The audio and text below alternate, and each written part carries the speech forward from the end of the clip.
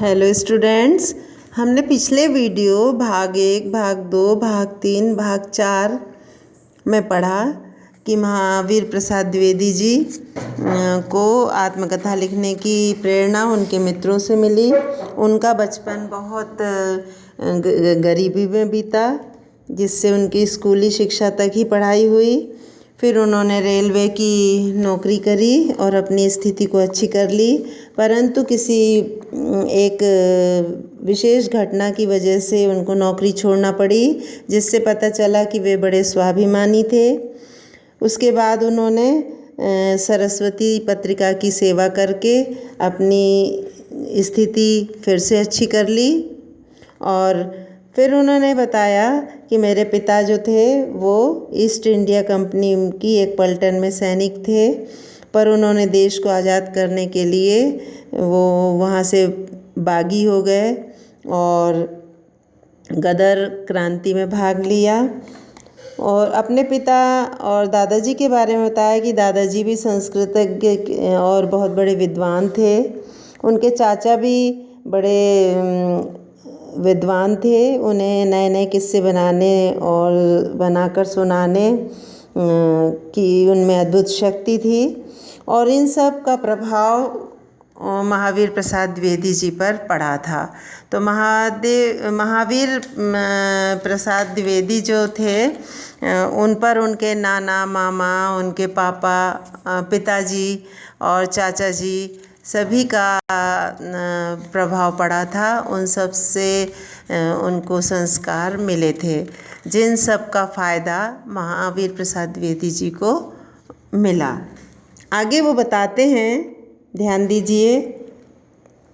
नहीं कह सकता शिक्षा प्राप्ति की तरफ प्रवृत्ति होने का संस्कार मुझे किससे हुआ, पिता से या पितामह से या अपने ही किसी पूर्वजन्म के कृतकर्म से।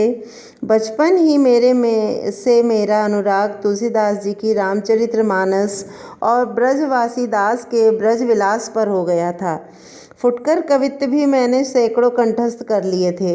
होशंगाबाद में रहते समय भारतेंदु हरिश्चंद्र के कवि वचन सुधा और गोस्वामी राधाचरण के एक मासिक पत्र ने मेरे उस अनुराग की वृद्धि कर दी। वहीं मैंने पिंगल का पाठ पढ़ा। फिर क्या था, मैं अपने को कवि ही नहीं महाकवि समझने लगा। मेरा यह रोग बहुत समय तक ज्यों का त्यों बना रहा। झांसी आने पर जब मैंने पंडितों की कृपा से प्राकृत कवियों के काव्यों का अनुशीलन किया, तब मुझे अपनी भूल मालूम हो गई और छंदोबद्ध प्रलापों के जाल से मैंने सदा के लिए छुट्टी ले ली। पर गद्य में कुछ न कुछ लिखना जारी रखा। संस्कृत और अंग्रेजी की पुस्तकों के कुछ अनुवाद भी मैंने किए। जब मैं झांसी में था, तब वहाँ के तहसीली स्कूल के एक अध्यापक ने मुझे कोर्स की एक पुस्तक दिखाई। नाम था तृतीय रीडर। उसमें बहुत से दोष दिखाए। उस समय तक मेरी लिखी हुई कुछ समालोचनाएं प्रकाशित हो चुकी थीं। इससे उस अध्यापक ने मुझसे उस रीडर की भी आलोचना लिखकर प्रकाशित करने का आग्रह किया। मैंने रीडर पढ़ी और अध्यापक महाशय की शिकायत को ठीक पाया। नतीजा यह हुआ कि उसकी समालोचना मैंने पुस्तकाकार में प्रकाशित की।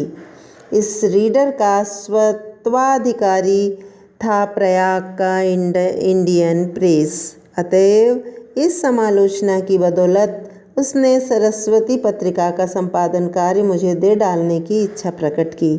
मैंने उसे स्वीकार कर लिया। यह घटना रेल की नौकरी छोड़ने के 1 साल पहले की है। द्विवेदी जी ने बताया कि मुझ पर किसका प्रभाव पड़ा मैं ठीक से नहीं बता सकता, परंतु धीरे धीरे मेरी मेहनत रंग लाई और मैं लेखक बन गया। ठीक है, अगले वीडियो में मैं आपको अगले गद्यांशों को समझाती हूँ।